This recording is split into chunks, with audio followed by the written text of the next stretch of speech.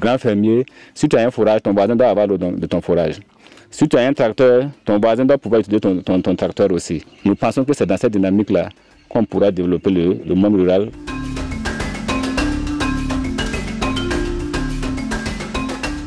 Pour nous, à travers le grand fermier, c'est la promotion de l'entrepreneuriat agricole, l'accès et la sécurisation donc, des sites de production. Ensuite, il y a la promotion donc, de la création d'emplois. Il y a la transformation agroalimentaire que nous faisons la promotion. Il y a également le développement local, communautaire et participatif. Et enfin, nous avons donc le développement économique au niveau national que nous envisageons donc toucher donc, à grande échelle.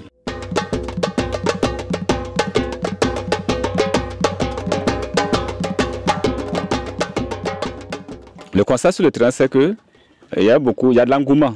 Nous voyons une ruée donc, des personnes vers les terres, et jusqu'à ce qu'on parle d'accaparement des terres. Malheureusement, il n'y a pas une exploitation conséquente. Et mieux, ceux qui ont commencé, voilà, ils n'aboutissent pas. Le constat était qu'il y avait donc un problème de gestion, il y avait un problème de moyens financiers, il y avait aussi le problème donc, des capacités techniques. Nous avons l'ambition donc de développer l'échelle industrielle donc, de notre pays. On ne peut pas aller à l'industrie sans s'assurer qu'il y a la matière première.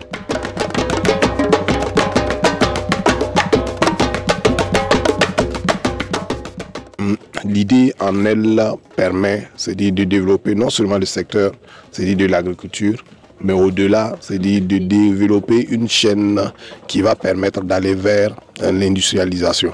Et je pense que c'est ce qui va nous aider, c'est-à-dire à sortir, c'est-à-dire du sous-emploi que depuis plus de 3 ans, c'est-à-dire nous sommes ensemble et nous sommes satisfaits, c'est-à-dire de la collaboration que nous avons avec Grand Fermier.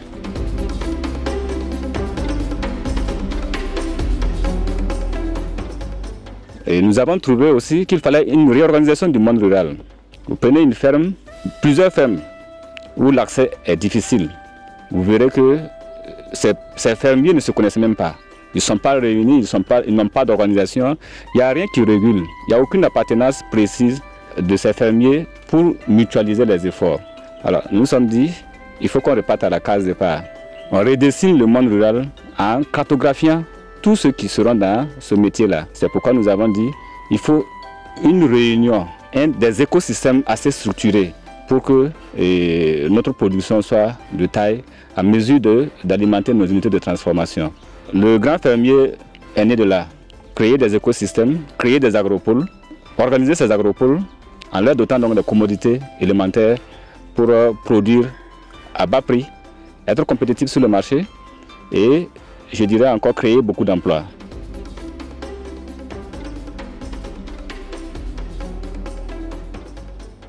C'est une belle initiative. On voit que beaucoup ont des diplômes universitaires, tout ça.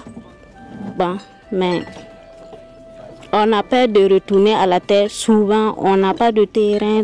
L'accompagnement de Kilsi Holding, ça encourage nous jeunes à aller vers les fonds et pouvoir nous investir dans l'agriculture et tirer profit.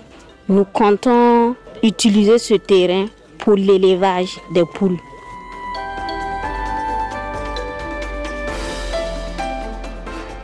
Sur un agropole, vous allez avoir toutes les commodités.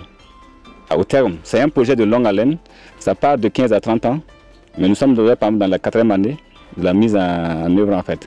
Et nous espérons que d'ici les 10 années à venir, vous pourrez aller dans n'importe quel agropole, constater de visu yeux ce que nous sommes en train de vous dire. Et tout le monde peut accéder au grand fermier. Ce n'est pas fermé, c'est ouvert.